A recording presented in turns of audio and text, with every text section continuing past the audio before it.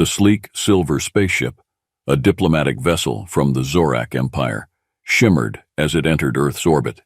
Its hull, crafted from rare metals found only in the distant Zorak Nebula, reflected the light of the sun, creating a dazzling display visible from the ground. Inside the ship, Zarnak, a seasoned diplomat with years of experience in intergalactic negotiations, reviewed the final details of his mission. The vessel's advanced navigation system indicated their descent towards a designated landing zone just outside the human city of New Geneva.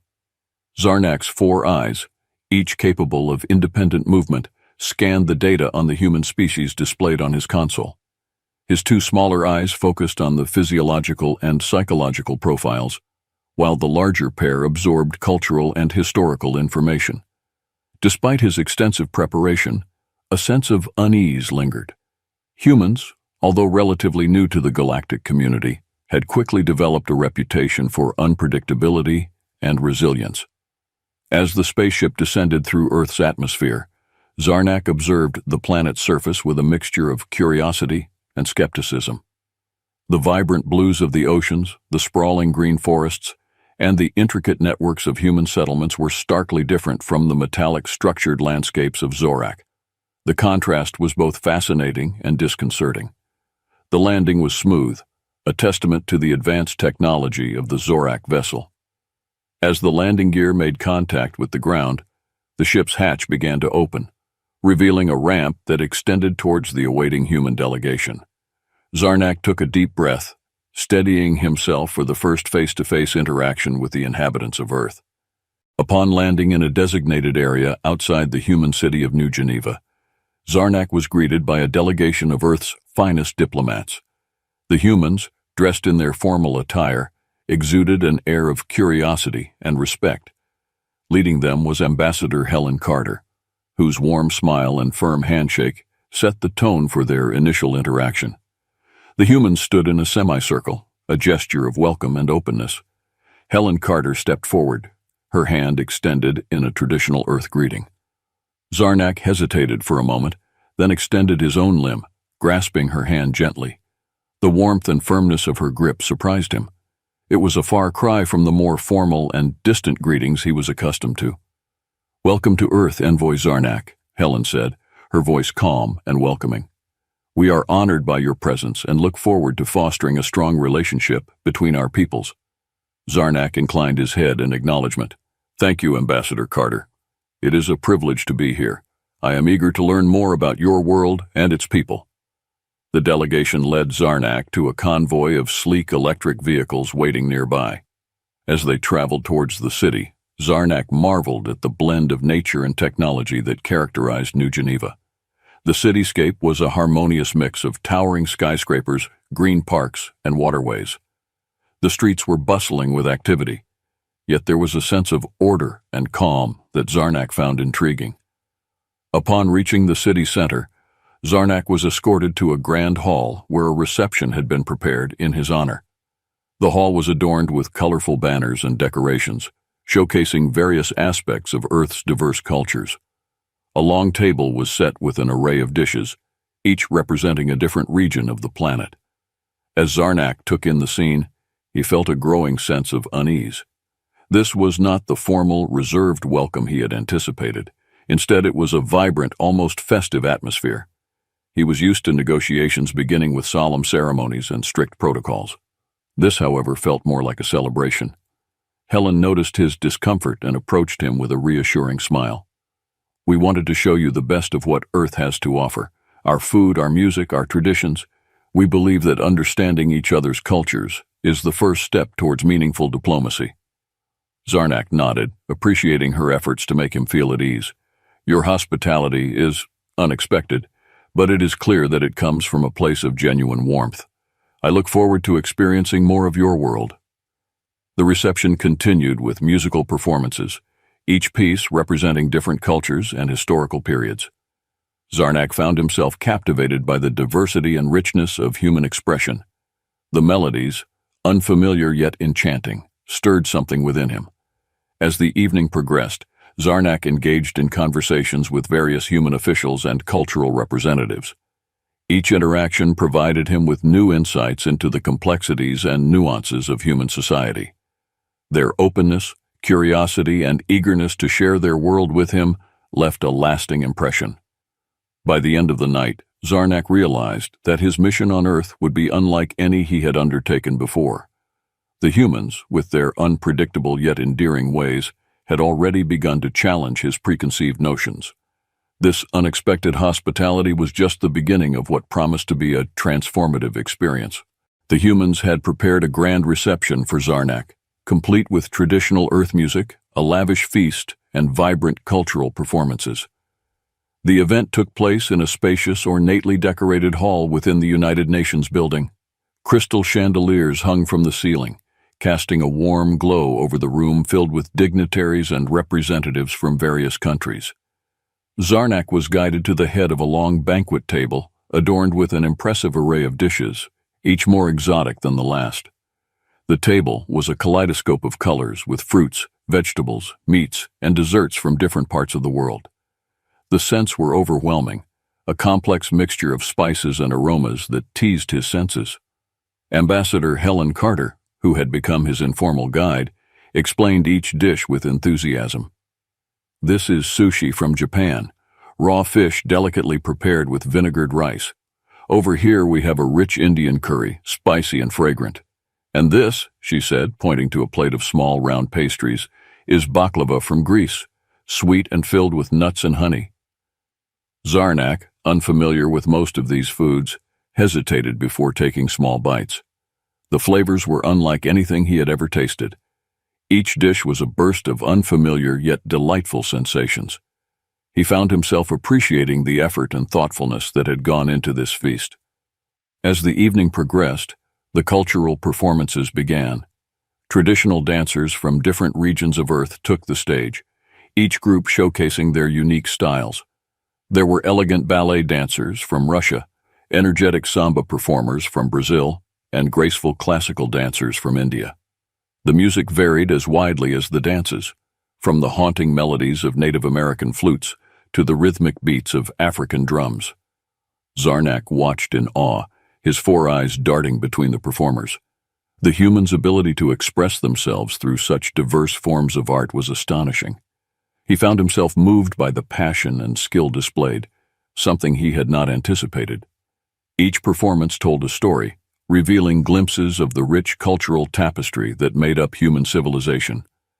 During a brief intermission, Helen approached Zarnak with a glass of wine. "What do you think so far?" she asked, her eyes sparkling with curiosity. "It is overwhelming," Zarnak admitted. "Your culture is far more diverse and vibrant than I had imagined. It is a lot to take in."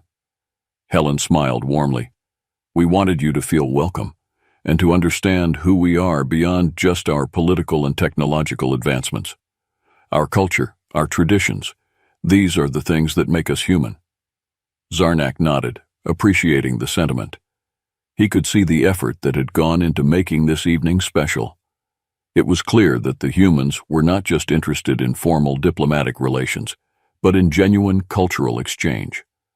As the night drew to a close, Zarnak was presented with a beautifully crafted gift, a globe made of crystal, etched with the continents and oceans of Earth. Helen handed it to him with a sense of ceremony, a token of our appreciation and a symbol of the new relationship we hope to build. Zarnak accepted the gift with gratitude, feeling a profound sense of connection to these people who had welcomed him with such open hearts. Over the next few days, Zarnak was given a tour of Earth's various cultural and historical landmarks. His human hosts had meticulously planned an itinerary designed to showcase the best of what the planet had to offer. Each day was filled with new experiences that broadened his understanding of human civilization. The tour began in the bustling metropolis of New York City. Zarnak was taken to the Metropolitan Museum of Art, where he marveled at the extensive collections spanning thousands of years of human history. Ancient artifacts from Egypt, classical sculptures from Greece, and Renaissance paintings from Europe all told stories of humanity's past. Zarnak was particularly fascinated by the intricate details and craftsmanship that went into each piece. Next, they visited the Great Wall of China, an awe-inspiring structure that stretched across the landscape as far as Zarnak's eyes could see. The sheer scale and engineering prowess required to build such a monument left him speechless. Helen explained its historical significance, highlighting how it was both a defense mechanism and a symbol of the human spirit's resilience and determination. In India, Zarnak experienced the vibrant colors and bustling energy of Delhi. He visited the Taj Mahal, its white marble glistening in the sunlight. The story of its creation, a monument built out of love and grief, resonated deeply with him. The intricate inlays of precious stones and the symmetry of the architecture were unlike anything he had seen before. The tour continued in Africa, where Zarnak visited the Serengeti. Here he witnessed the breathtaking beauty of Earth's wildlife. Lions, elephants, and giraffes roamed freely across the vast plains. The natural world, so different from the technological environments Zarnak was used to, had a raw and primal beauty that captivated him. In Europe, he toured the historic city of Rome. The ancient ruins of the Colosseum and the grandeur of the Vatican left a lasting impression. Each site was a testament to human creativity and their quest for knowledge and understanding. The stories of gladiators, emperors, and artists intertwined, painting a picture of a civilization that had endured and evolved over millennia. One evening, Zarnak was invited to a traditional family dinner at Helen's home. The atmosphere was warm and intimate, a stark contrast to the grand receptions and official meetings. He sat around a table with Helen's family, sharing a meal prepared with love and care. The conversation flowed easily, covering a range of topics from Earth's history to personal anecdotes. Zarnak felt a sense of belonging that he had not expected. Helen's young daughter, Emily, showed Zarnak her collection of Earth stones and fossils. Her innocent curiosity and eagerness to learn reminded him of the importance of understanding and preserving one's heritage. It was a moment of simple yet profound connection, bridging the gap between two very different worlds. Throughout these experiences, Zarnak's preconceived notions about humans continued to dissolve. He realized that despite their differences, there was much that connected them. The humans' rich cultural heritage, their capacity for kindness, and their relentless pursuit of knowledge and beauty were qualities that resonated deeply with him. Finally, it was time to get down to business. In the grand halls of the United Nations, Zarnak and his human counterparts began discussions on trade, technology exchange, and mutual defense pacts. The setting was formal, with large conference tables, flags from every nation, and a diverse array of human representatives present. The atmosphere was charged with anticipation. Zarnak took his seat at the head of the table, flanked by his aides who carried tablets and devices filled with data on potential agreements. Helen Carter sat directly opposite him, her demeanor calm and focused. The initial formalities were brief, and soon they were diving into the core issues. The first topic on the agenda was trade. Zarnak presented detailed proposals on resource exchange, emphasizing the benefits of Zorak's advanced mining technology for Earth's mineral wealth. The humans, in turn, offered their agricultural innovations, which could revolutionize food production in the Zorak Empire's arid regions. As the discussion progressed, it became clear that both sides had much to gain from cooperation. Helen spoke eloquently about the need for fair trade practices and sustainability. "Our goal is not just to enrich our nations, but to ensure the well-being of future generations," she said, her eyes meeting Zarnak's with a sincerity that struck a chord. Zarnak acknowledged her points, recognizing the wisdom in fostering long-term partnerships rather than short-term gains. Next, they tackled technology exchange. Zarnak showcased the Zorak's advancements in quantum computing and energy efficiency, technologies that could catapult Earth's technological landscape into a new era. In return, the human representatives highlighted breakthroughs in medical sciences and environmental protection, areas where Zorak could benefit significantly. The negotiations were intense, with both sides meticulously examining the implications of each agreement. Zarnak found himself impressed by the humans' thoroughness and their ability to think several steps ahead. They were shrewd negotiators, balancing their friendliness with a clear understanding of their interests. Each proposal was scrutinized, debated and refined until both parties were satisfied. During a break in the negotiations, Zarnak and Helen stepped out onto a balcony overlooking the city. The view of New Geneva's skyline at dusk was breathtaking, with the setting sun casting a golden hue over the buildings. Helen turned to Zarnak and said, "I believe we're making real progress here. There's a genuine opportunity for our peoples to grow together." Zarnak nodded, appreciating her optimism. "Your people are skilled negotiators. I must admit I did not expect such depth and foresight." Helen smiled. "We have much at stake, as do you, but I think we're finding common ground." The final topic was mutual defense pacts. This was the most delicate part of the negotiations. Earth had faced numerous threats, both internal and external, and the idea of an alliance with a powerful intergalactic entity like the Zorak Empire was both appealing and fraught with potential risks. Zarnak laid out a comprehensive plan for joint defense initiatives, including shared intelligence, military training exchanges, and coordinated defense strategies. The humans responded with their own proposals, emphasizing the importance of maintaining sovereignty while building a strong, united front against common threats. During a private meeting with Helen, Zarnak learned of a looming threat from a neighboring hostile alien race known as the Cruel. The humans had been aware of this threat for some time and had been preparing for a possible invasion. The revelation came as a shock to Zarnak, adding a new layer of urgency to his mission. The meeting took place in a secure briefing room within the United Nations building. Helen, along with several high-ranking military officials, presented detailed intelligence reports on the Cruel. Holographic displays showed images of the Cruel's formidable warships and their aggressive expansion tactics. Zarnak listened intently as Helen outlined the severity of the threat. "The Cruel have been expanding their territory aggressively," Helen explained, pointing to a map that highlighted recent incursions into neighboring star systems. "They are highly militarized and have little regard for diplomacy or peaceful coexistence. We believe they see Earth as a valuable target, both for its resources and strategic location." Zarnak's mind raced as he absorbed the information. The Cruel were known throughout the galaxy for their ruthless tactics and unyielding drive for conquest. If they were indeed targeting Earth, the situation was dire. Zarnak realized that his role as a diplomat had just taken on a critical defensive dimension. Helen continued, her voice steady but tinged with concern. "We've been fortifying our defenses, but our technology and resources are limited compared to the Cruel's. This is why your presence here and the potential alliance with the Zorak Empire is so crucial. We need your help to defend our planet." Zarnak nodded, the weight of the responsibility settling heavily on his shoulders. "The Zorak Empire has faced the Cruel before. We know their strategies and weaknesses. I will do everything in my power to ensure that Earth is prepared to meet this threat." The meeting continued with detailed discussions on defensive strategies, potential military collaborations, and the sharing of intelligence.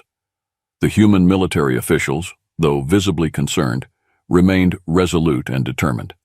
Zarnak was impressed by their resilience and their willingness to fight for their home. As the meeting concluded, Helen escorted Zarnak to a private lounge where they could speak more candidly.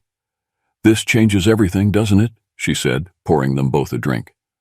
Zarnak took a sip, appreciating the warmth of the beverage. "It does. The threat from the Cruel is not something to be taken lightly, but together we can stand against them." Helen nodded, a look of determination in her eyes. "We will. We have to. Our survival depends on it." The gravity of the situation was clear. The negotiations had laid the groundwork for cooperation, but now they needed to move swiftly to solidify their alliance and prepare for the impending threat. Zarnak's mission had become more complex and dangerous, but he was committed to seeing it through. With a newfound sense of urgency, Zarnak and Helen set about rallying their respective leaders and resources, forging a united front against the Cruel. The path ahead was fraught with challenges, but there was also hope. Together, they would face whatever came their way. The windows of the United Nations building shook with the first impacts of the Cruel assault. Zarnak and Helen rushed to the command center, where a flurry of activity was taking place. Technicians and military personnel were coordinating defensive responses, tracking enemy movements, and issuing orders to ground and air forces. On the massive screens of the command center, the cruel ships were visible, unleashing torrents of plasma fire upon key infrastructure points. Earth's defensive satellites and fighter jets were already engaging the enemy, but the cruel forces were overwhelming in number and firepower. Helen turned to Zarnak, her face resolute. "We need your help now. Any advantage you can offer, we need it immediately." Zarnak nodded, quickly accessing his personal communication device. He sent an urgent message to the Zorak fleet stationed nearby, detailing the immediate threat and requesting reinforcements. "The Zorak fleet will be here as soon as possible, but we must hold the line until then," he said, his voice calm despite the chaos around them. Helen relayed orders to all available units, emphasizing the need to protect civilian areas and maintain defensive positions. Zarnak provided critical tactical insights based on his knowledge of cruel strategies. His advice on targeting weak points in the cruel ship's shielding systems proved invaluable, allowing Earth's forces to inflict significant damage despite being outmatched. As the battle raged on, Zarnak found himself thrust into the heart of the conflict. The humans' resilience and quick response in the face of danger impressed him deeply. Despite their technological disadvantage, they fought with unparalleled tenacity and ingenuity. In the midst of chaos, Zarnak used his diplomatic connections to call for aid from other allied civilizations. The response was swift, and soon Earth's skies were filled with a diverse fleet of ships from various parts of the galaxy, all united against the cruel threat. The sight of such unity brought a glimmer of hope amidst the destruction. The first to arrive were the sleek, arrowhead-shaped ships of the Valar, a technologically advanced species known for their precision and strategic prowess. Their ships quickly integrated into Earth's defense grid, providing much-needed support and enhancing the effectiveness of the counterattack. Valar commanders communicated seamlessly with human military leaders, coordinating strikes and defensive maneuvers. Next, the massive, imposing vessels of the Cathar appeared, their hulls adorned with symbols of strength and honor. The Cathar were renowned warriors, and their ground troops, heavily armored and highly trained, were deployed to reinforce key positions in New Geneva and other major cities. Their presence bolstered the morale of Earth's defenders, who fought with renewed vigor alongside their formidable allies. Zarnak personally reached out to the Andari, a species known for their medical expertise and humanitarian efforts. The Andari ships, equipped with advanced medical facilities, set up field hospitals and provided critical care to the wounded. Their healers worked tirelessly, treating injuries and saving lives amidst the ongoing battle. The arrival of the Tilari, with their agile and versatile starfighters, added another layer of complexity to the defense. Tilari pilots, skilled in hit-and-run tactics, harassed the cruel ships, drawing their fire away from critical targets and creating openings for more decisive strikes. Their contributions were pivotal in turning the tide of the battle. Zarnak, moving between different command posts, coordinated the efforts of these diverse allies, ensuring that their unique strengths were utilized to maximum effect. The sight of such a diverse coalition, fighting side by side with humans, was a testament to the power of unity and cooperation. Despite the Cruel's relentless assault, the combined forces of Earth and its allies began to make headway. Key Cruel warships were destroyed, and their ground forces were pushed back. The strategic advice and support from the Allied commanders played a crucial role in these victories, highlighting the importance of collaboration in the face of a common enemy. The battle for Earth continued to rage, but the arrival of the Allied forces marked a turning point. The Cruel, initially confident in their superiority, now found themselves facing a formidable and united defense. Their attacks grew more desperate, and their coordination began to falter under the relentless pressure. As the Cruel forces pushed deeper into Earth's defenses, the situation became increasingly dire. The sky over New Geneva was a chaotic tapestry of laser fire and explosions. Human and Allied ships darted between massive Cruel warships, engaging in deadly dogfights. On the ground, soldiers defended critical installations and civilian areas with determination and grit. One of the fiercest engagements occurred at the outskirts of New Geneva, where a cruel landing force attempted to establish a beachhead. The ground shook with the impact of heavy artillery, and the air was thick with the acrid smell of burning debris. Zarnak and Helen, from their command post, directed both aerial and ground units to contain the invasion. "We can't let them gain a foothold here," Helen said, her voice tense but controlled. "If they break through, the city will be lost." Zarnak nodded, his eyes scanning the tactical map. "We need to deploy the Cathar ground forces to reinforce our flanks. Their heavy armor and close combat capabilities will be crucial in holding this position."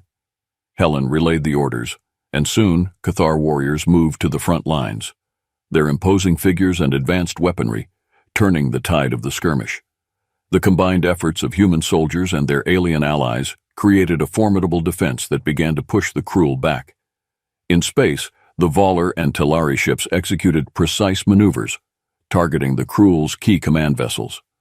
Zarnak's tactical insights proved invaluable, as he identified weaknesses in the Cruel formation that the Allied forces exploited with devastating effect. Coordinated strikes disabled several Cruel warships, causing confusion and disarray among their ranks. Despite the progress, the Cruel continued their relentless assault. The intensity of the battle took a toll on the defenders, with casualties mounting on all sides. Zarnak, though a diplomat, found himself participating in medical triage, assisting the Undari healers in treating the wounded. His respect for the humans grew with each passing moment, seeing their resolve and courage in the face of such overwhelming odds. Amidst the chaos, a breakthrough moment came when the Allied forces managed to isolate and destroy a Cruel command ship. The explosion sent shockwaves through the battlefield, both physically and psychologically. The Cruel, now lacking coordinated leadership, began to falter, their attacks becoming increasingly disorganized.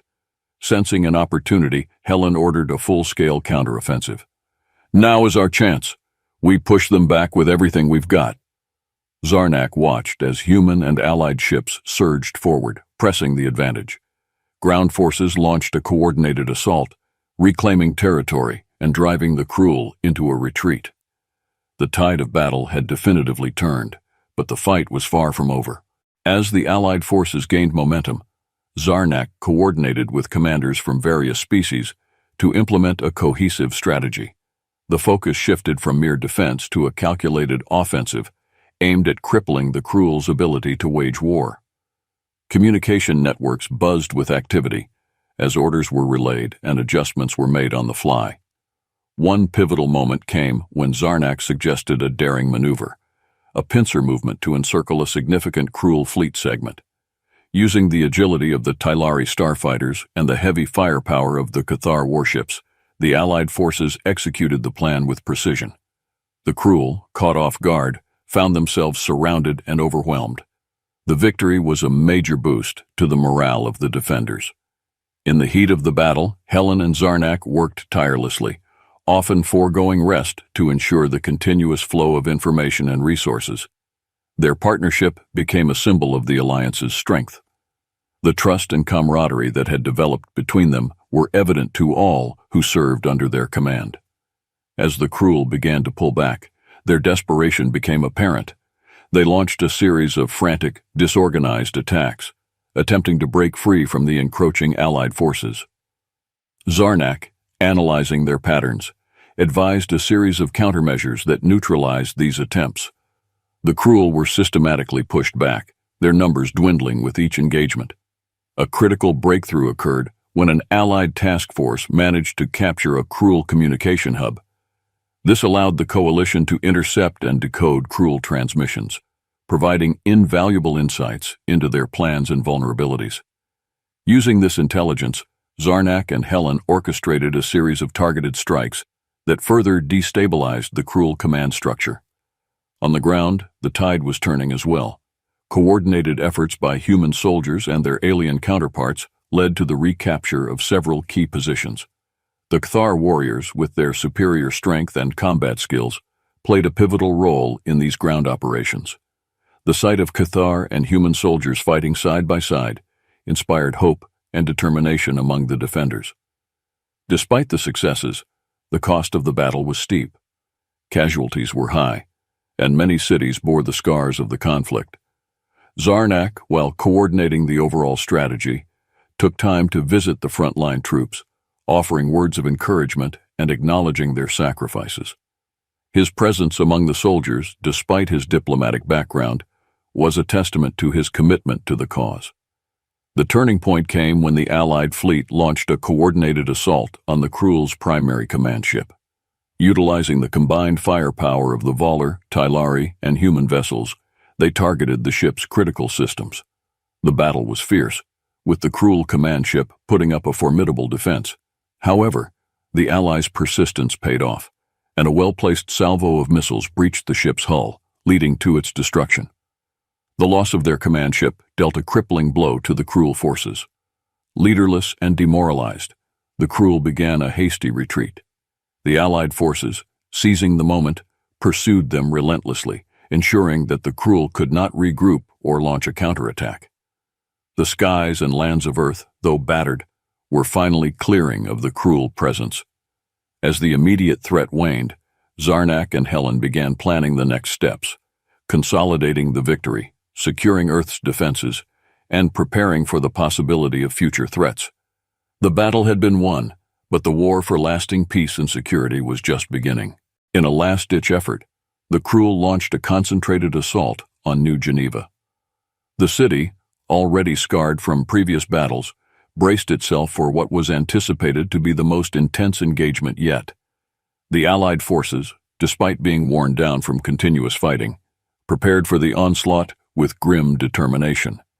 Zarnak and Helen, along with their key military leaders, gathered in the command center to coordinate the defense. The Krull's approach was marked by a massive fleet, their ships darkening the skies as they descended. Ground troops, heavily armored and bristling with weapons, began to deploy from landing crafts. The human and Allied defenders took up positions at strategic points around the city, ready to repel the invaders. Zarnak, analyzing the Krull's formation, identified their command ship hidden among the fleet. "If we can take out their command vessel, we might be able to disrupt their coordination," he advised Helen, who nodded in agreement. Helen relayed orders to the Allied fleet, which included Valar precision ships and Talari agile fighters, to concentrate their firepower on the identified target. As the aerial battle intensified, the ground forces clashed with the Krull at the city's outskirts. Cathar warriors led the charge, their heavy armor and brute strength providing a formidable barrier against the advancing Krull. The streets of New Geneva turned into a battlefield. Explosions rocked the city, and the air was filled with the sounds of gunfire and the cries of soldiers. Zarnak, though primarily a diplomat, found himself on the front lines directing troops and providing critical tactical insights. His presence bolstered the morale of the defenders, who fought with renewed vigor under his leadership. One of the most crucial moments of the battle occurred at the city's central defense point, a fortified position known as the Citadel. The Krull focused their heaviest assaults here, hoping to break through and capture the heart of New Geneva. Helen personally took command of the Citadel's defenses, coordinating artillery strikes and directing reinforcements to the most vulnerable points. As the Krull pushed harder, a breach seemed imminent. Zarnak, recognizing the critical nature of the Citadel's defense, diverted additional forces from less threatened areas to support Helen. The combined efforts of human, Cathar, and other Allied troops held the line, repelling wave after wave of Krull attackers. Meanwhile, in the skies, the Allied fleet managed to penetrate the defenses of the Krull command ship. A series of well-coordinated strikes disabled its main engines and weapon systems. The command ship, crippled and unable to continue its assault, became a sitting target. A final barrage from the Valar ships obliterated it, sending shockwaves through the Krull ranks below. With their command structure in disarray, the Krull ground forces began to falter. Seizing the opportunity, Helen ordered a full-scale counteroffensive. Allied troops surged forward, pushing the Krull back and reclaiming lost territory. The Cathar warriors led the charge, their relentless advance demoralizing the cruel soldiers. As the battle reached its climax, Zarnak and Helen fought side by side at the citadel, their leadership inspiring those around them. The defenders, fueled by a mix of desperation and hope, managed to drive the cruel out of New Geneva. The final cruel forces were either captured or forced to retreat, leaving the city battered but victorious. Helen and Zarnak stood together on a makeshift platform in the center of the city, addressing the combined troops and civilians. Helen's voice, though filled with sorrow, carried a tone of resilient hope. Today, we have proven that unity and determination can overcome even the greatest of threats. We mourn the loss of our brave defenders, but we honor their memory by rebuilding and continuing to stand strong. Zarnak added, his voice resonating with sincerity. Your courage and spirit have shown the galaxy what humanity and its allies are capable of. This victory, though costly, is a testament to our collective strength and resolve. We will continue to face challenges together as partners and friends. The days following the battle were filled with efforts to rebuild and heal. Zarnak and his Zorak counterparts provided technological and logistical support to aid in the reconstruction. The allied species, grateful for Earth's resilience and leadership, contributed resources and expertise to help restore what had been lost. Memorials were erected to honor the fallen. Names of soldiers from all participating species were inscribed on monuments, symbolizing the unity and sacrifice that had secured their victory. Zarnak found himself deeply moved as he visited these memorials, reflecting on the lives lost and the bonds forged in the crucible of war. In the weeks that followed, Zarnak and Helen continued to work closely, not only on immediate recovery efforts, but also on long-term strategies to strengthen their alliance. They held numerous meetings with leaders from the allied species, discussing ways to enhance mutual defense, economic cooperation, and cultural exchange. The human spirit, resilient and hopeful, began to shine through the adversity. Schools reopened, businesses started to rebuild, and communities came together to support one another. The scars of the battle were evident, but so was the determination to move forward and create a better future. One evening, Zarnak attended a small, informal gathering at Helen's home. It was a moment of respite, away from the formalities and pressures of leadership. They shared stories and laughed, the weight of recent events momentarily lifted.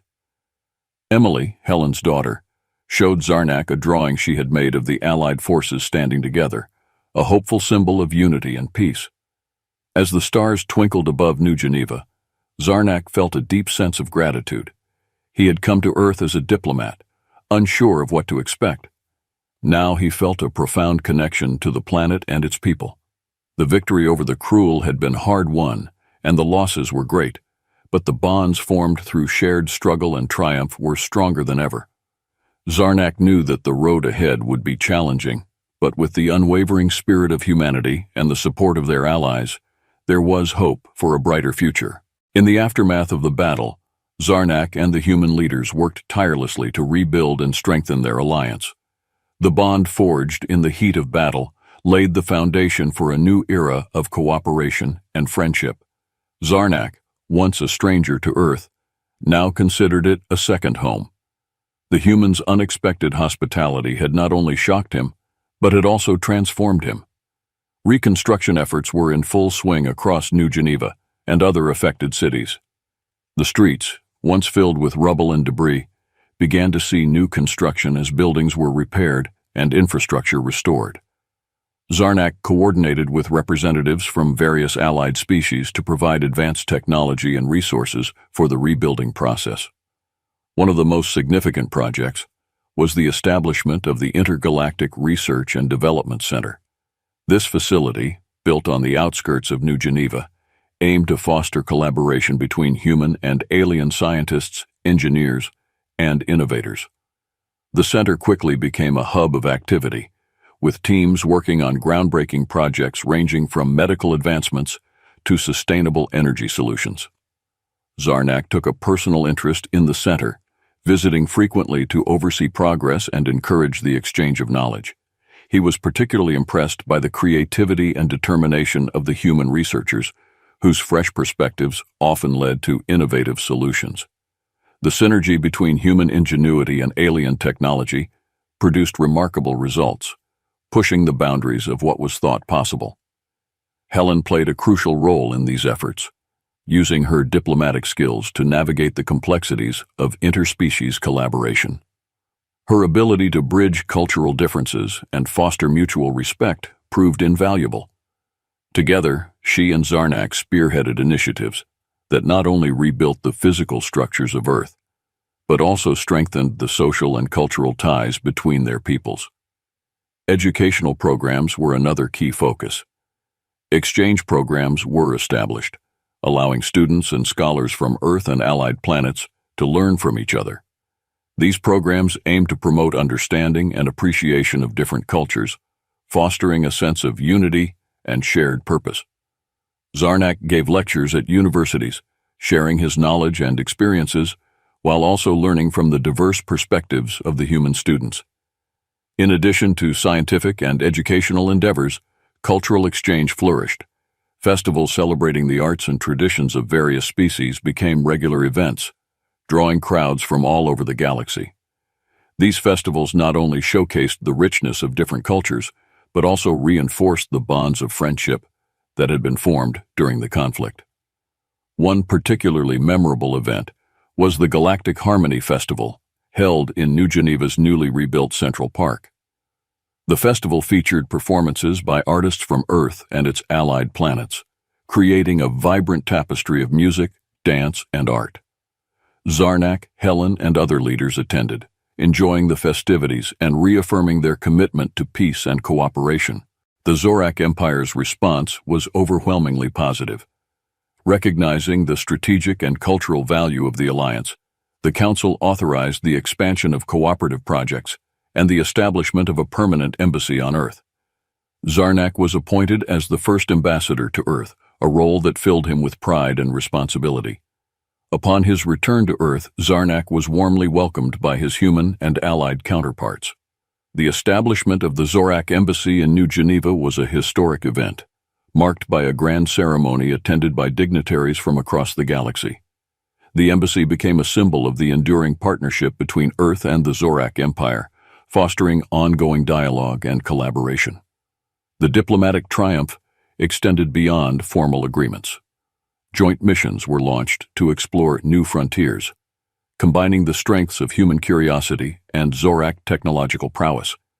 These missions aimed not only to expand their knowledge of the galaxy, but also to seek out and establish relations with other civilizations, further broadening the scope of their alliance. One of the most ambitious initiatives was the formation of the Galactic Defense Coalition, GDC, a multi-species organization dedicated to maintaining peace and security across the galaxy. Zarnak played a pivotal role in its creation, drawing on his experiences and the lessons learned from the cruel invasion.